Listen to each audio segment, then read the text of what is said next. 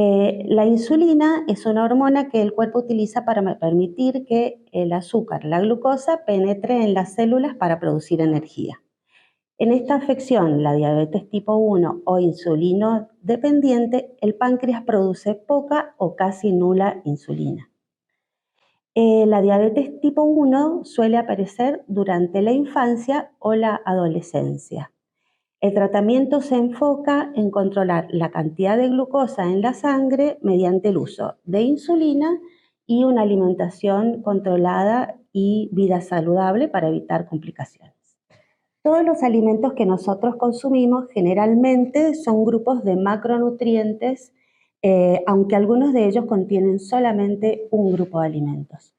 Para empezar con una base de nutrición, vamos a hablar de los macronutrientes, que son las proteínas, los hidratos de carbono y las grasas, y saber que también existen los micronutrientes, que son las vitaminas y los minerales. Otro grupo muy importante es el agua, que siempre la tenemos que tener en cuenta.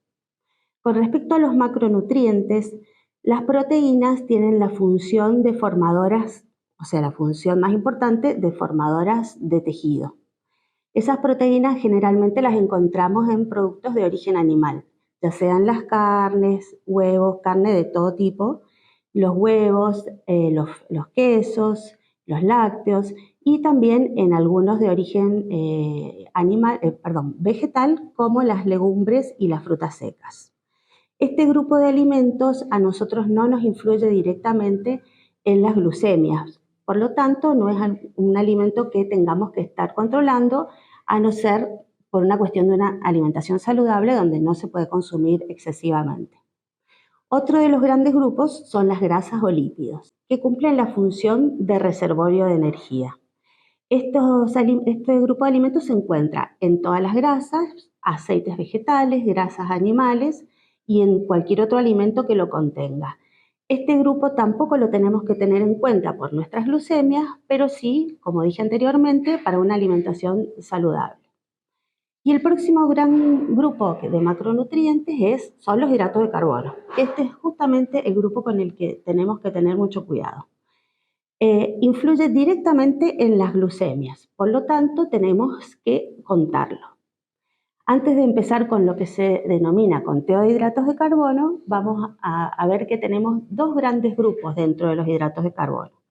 Los hidratos de carbono simples, que como su nombre lo dice, se absorben muy rápidamente y están presentes en todos los azúcares simples, en el azúcar común, blanco, negro, la miel, en las gaseosas que contengan azúcar, todos los jugos que contengan azúcar e inclusive el mismo jugo de la fruta exprimida que no tenga la pulpa. Estos hidratos de carbono simples son los que las personas con diabetes tipo 1 no deben consumir en ninguna de las comidas, porque justamente lo que hace es absorberse muy rápidamente y subir la glucemia rápido y nuevamente bajar. Entonces, ese grupo de alimentos no debe estar dentro de la dieta de un diabético tipo 1. El otro gran grupo de los hidratos de carbono son los hidratos de carbono complejos. Estos hidratos de carbono complejos los podemos encontrar en los cereales, en las pastas, en los panes, en todos los panificados, en las verduras como papa, batata y choclo, que son los más almidonados, en todas las frutas, que creo que ya lo dije, y en las legumbres. Este grupo de alimentos, como bien el nombre lo dice, son complejos porque al absorberse demoran un tiempo determinado mucho más largo para llegar a aumentar la glucosa en sangre. Estos alimentos, estos hidratos de carbono complejos, deben estar presentes en cada una de las comidas del paciente con diabetes tipo 1, ya que vamos a tener la insulinoterapia, donde la insulina se coloca por la cantidad de hidratos de carbono que ese paciente consume. Eso es lo que se llama conteo de hidratos de carbono. Una vez comprendido cómo se realiza el conteo de hidratos de carbono, es importante tener en cuenta que el paciente, el niño o la familia debe comer todo igual. No es necesario que ustedes salgan a comprar alimentos específicos para celíacos, porque en realidad la comida familiar debe seguir siendo la misma. Todos comer lo mismo. En el caso del paciente debe contarse, como hemos visto, cantidad de hidratos de carbono, si van a comer fideos, pesar su porción, pero que termine comiendo junto con toda la familia, eso no debe perderse. Otra cosa que hay que tener en cuenta es que la alimentación saludable también debe seguir existiendo. No solo que no coma azúcar, porque no puede, sino que debe consumir vegetales, verduras crudas y cocidas, carnes magras como complemento de una alimentación saludable. Y después, que quede muy claro que los pilares del tratamiento de la diabetes tipo 1 son la alimentación, la insulinoterapia y como tercer pilar sumamente importante es la actividad física. Si el paciente hace una buena alimentación, tiene una buena insulinoterapia y actividad física, va a evitar muchísimas complicaciones. Una de las funciones principales de la nutricionista es justamente calcular el requerimiento que tiene cada niño de acuerdo a su edad, su peso, su talla, de energía diaria y poder distribuir los hidratos de carbono en las 4 comidas principales.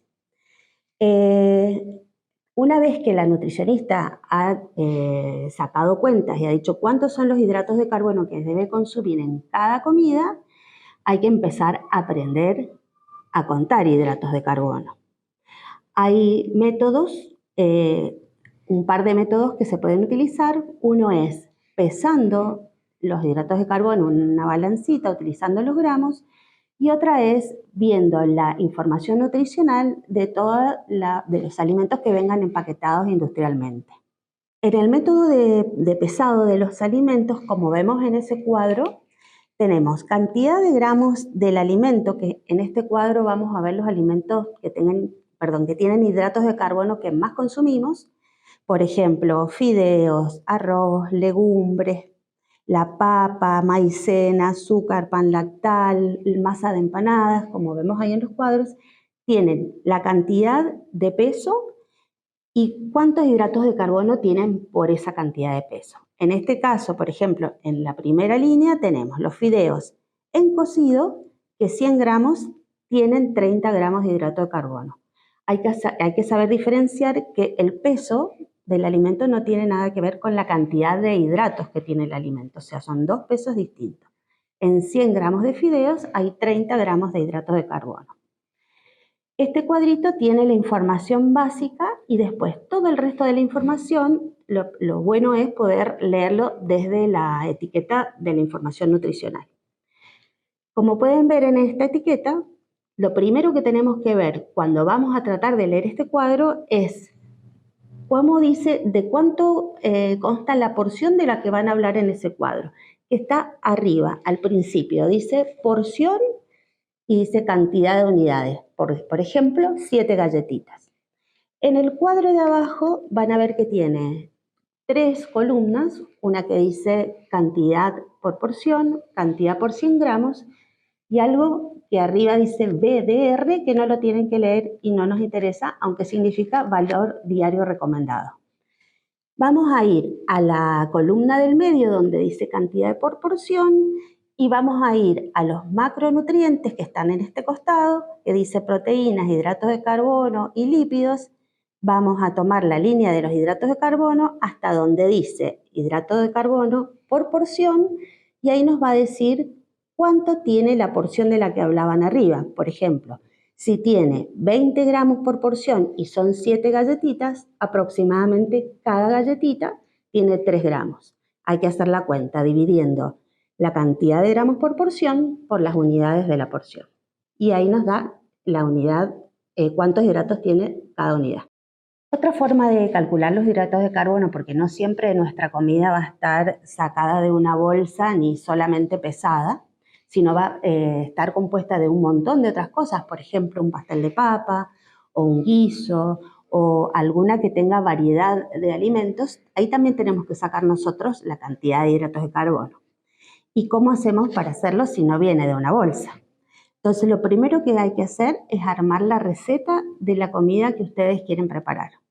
Por ejemplo, voy a poner el ejemplo del puré de papas. yo digo, bueno, yo para para el pastel de papas. Yo para mi pastel de papas voy a utilizar 1 kilo de papas, medio kilo de carne, cebolla, la tapa de la masa de la tarta, voy a utilizar si me gusta canela, tal vez un poquito de azúcar. Entonces, primero yo preparo la receta, le pongo la cantidad de los ingredientes que va a tener y me voy a fijar de esos ingredientes cuáles son los que tienen hidratos de carbono. En este caso, la papa es una de las que tiene hidratos de carbono. Y yo digo, bueno, yo tengo 1 kilo de papa, me fijo en el cuadro y sé que 100 gramos de papa tienen 15 gramos de hidrato de carbono. Por lo pronto, 1 kilo de papas tiene 150. Siempre vamos a trabajar también con regla de 3 simple. Y voy anotando al lado de cada uno de los componentes de la receta a ver cuál es la que tiene hidratos de carbono y se lo voy colocando al lado. Una vez que termino, cuento esa cantidad de hidratos de carbono que me dio la receta total. Y veo mi pastel de papas y digo, bueno, yo este pastel lo voy a dividir en 8 porciones iguales. Cortamos 8 porciones iguales y una vez que eso está listo, el total de los hidratos de carbono de mi pastel los divido por 8. Y así me va a dar el resultado de cuántos hidratos de carbono tiene cada uno de esos pasteles, o sea, la porción del pastel de papa, sin necesidad ni de pesarlo ni de utilizar otra forma para contarlos. ¿Cómo calcular en mis desayunos y media tarde? Ya hablamos recién de cómo podíamos hacer para saber cuántos hidratos de carbono tiene una galletita, por ejemplo, leyendo la etiqueta.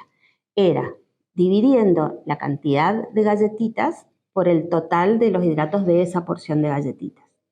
Ahora, si yo quiero desayunar con un bollito de pan, o quiero desayunar con una tortita, o con una factura, o con una tostada de pan casero, lo que tengo que hacer es tener a mano mi balanza, que les va a servir un montón y creo que es indispensable, y pesar el bollito de pan o pesar el pedazo de pan casero, y el peso que me dé debo dividirlo por 2. O sea que ese bollito que pesa 60 gramos va a tener 30 gramos de hidratos de carbono.